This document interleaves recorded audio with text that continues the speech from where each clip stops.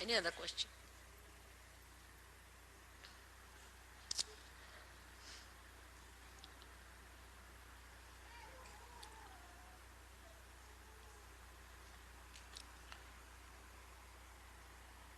Mother, it seems that many of us here don't really know about the Hamsa chakra, About what? about the Hamsa chakra, Hamsa. in terms of understanding how it relates to the Vishuddhi and what we can do to strengthen our Vishuddhi. Hamsa chakra stands between the Vishuddhi and the Agya, as you can see clearly positioned like that.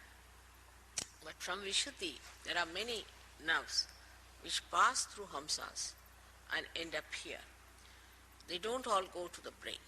Or we can say that at this time, at this point, all our reactions, which are what you call reflex reactions, finish off.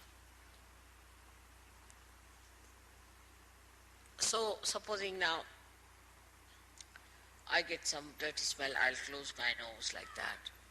Or if I can't hear, I'll just pull my ears like this. Or if I see something dirty, or if I see something jarring, my eyes will close automatically. If somebody tries to put a pin through me, immediately I'll spontaneously. It's all built in within my system and your system too, that you react with reflex action. Same thing may not happen to animals. Animals are different. Some animals have certain reflex actions, some have some reflex actions. But we are different, and our reflex actions, we are all practically just the same. There's not much individuality. There isn't much difference in our reflex actions. At the most, with conditioning, somebody might say, yeah, somebody might say, oh, somebody may say something. That's different. But the reflex actions are just the same. So up to the reflex action, we don't have to use discretion. Then starts our discretion part. As discretion starts when we are using these two nadis which meet here without going to the Agya. So when these two nadis meet here, what happens? We start seeing through our experiences. First would be a reflex action, automatic reflex action. The second is when, supposing a child, if you tell the child, now this is hot, don't put your hand there, he won't listen. Put the child. With the experience, he will develop reflex actions, the conditionings of it. So thus reflexes are built in within us. Also, they are built in within us with, we should say, with other conditionings like, you see, in a country, supposing there's racialism, or in a country like ours, there's a caste system, then person react according to what they have learned from childhood. All these conditionings could be of the present day when you are born. You could have been yourself born in last life in, say, Africa. Today you are born with a white skin, so you have started sort of calling that African, you have become. All these conditionings can be built into your Hamsa chakra, which have come from your training of the mind, you can say the experiences of the mind, the experiences of the society, of your knowledge, of your education, the way you are conditioned, can be built in here, in the Hamsa chakra. And it reacts to things which has no meaning. If you hate, I hate someone. Why? Because that person wears a blue jean or something, or you can say a green shirt.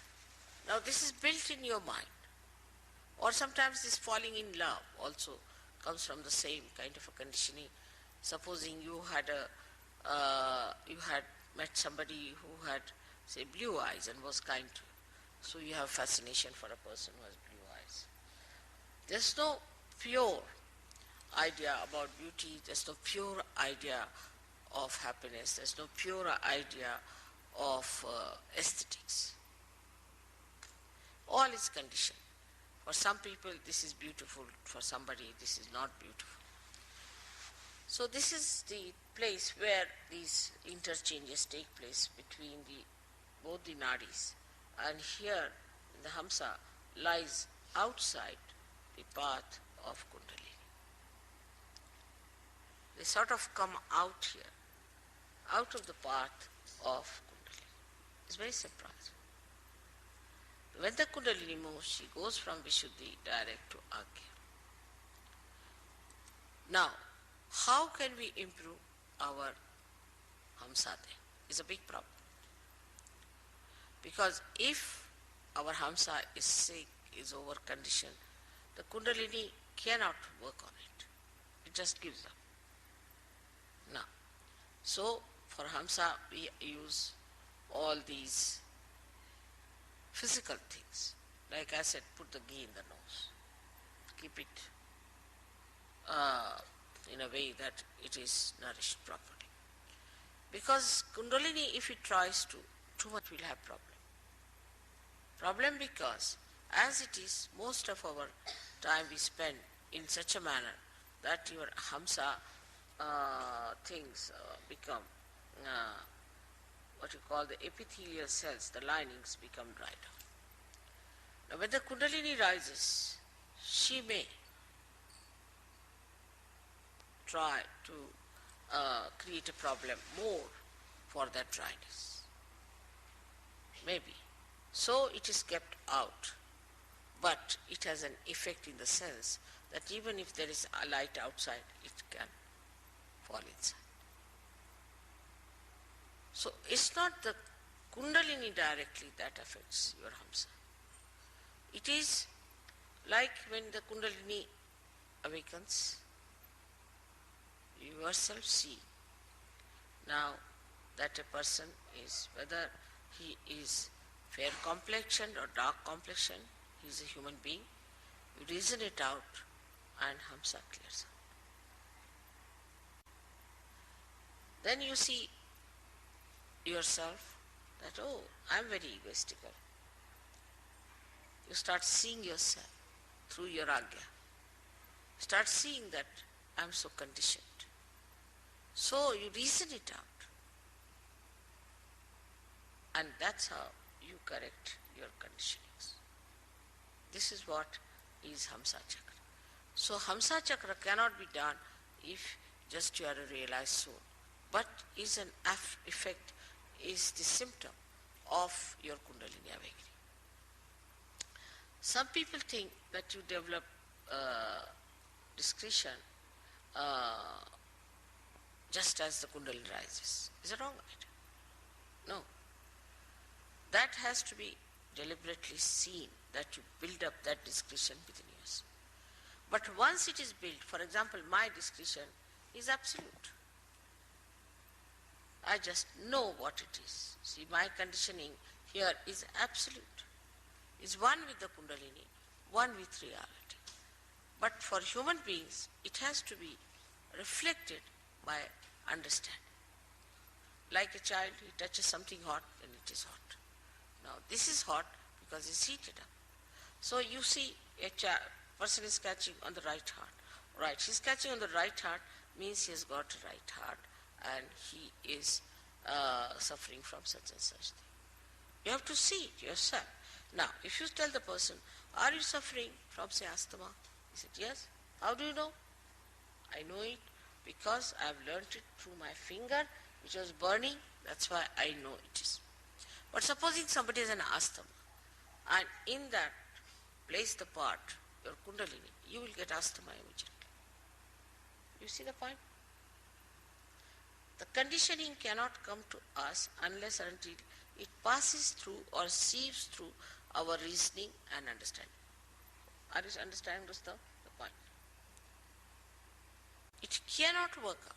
The reason is it filters your collective consciousness. Otherwise you go near a person who has AIDS and you become collectively conscious that he has AIDS. And if you imbibe all that into you as a conditioning, you will get it. But you are separated. Like a person who reads, say, there's a very nice story about this, Jerome has written. Like one man, he went and read Materia Medica. Went and told doctor that doctor, I have all the diseases except for one, which is housewife's knee. He said, how is it you haven't got it? Because I am not a housewife. So he got conditioned into all the diseases. That's how many people get diseases. But thank God there's a filter. If somebody has a disease, you don't get it because you can filter it. But Hamsa chakra could be affected by badas. That's one problem. If some bada passes through the nose, you might. Some viruses pass through the nose, you might. Affected means it can get sick. But one must understand the discrimination between the two. Say there's a virus infection outside. It can pass into your Hamsa chakra and can give you a problem of sinus, this, that, physical. But you won't become like a person who has given you virus infection. So there is a filter. But supposing there's a person who is very hectic and you come in contact with that person, he's very hectic, so your swadhisthana can take over. You can become hectic with that person. Living with that person, you can become hectic. But as far as the Hamsa is concerned, with anybody you live, your Hamsa doesn't carry the complete impact of that because there's a filter. So now if you have to develop the discretion, you have to learn. You have to understand. It doesn't come automatically. But with children who are born realized, their Hamsa is so developed that they know it, what is right, what is wrong. Because their Hamsa is so much trained that way, they don't have to use much understanding. But those who are now growing up, have become now Sahajogis, have to know through their own experiences their Hamsa. It's a filter also. But for a child, he knows what is right, what is wrong. Because his Hamsa is developed. In India, when the child is born, he is massaged nicely. Oiling is the best way to have a good Hamsa. Oil his head, oil his body, put put some drops in the nose, everything. They try in the ear, in the nose, and that's how they build up.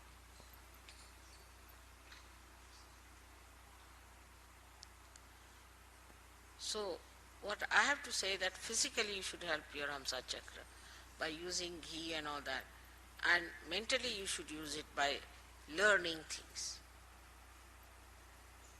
in experience, what to do, how to do it, how to work it out, how to establish.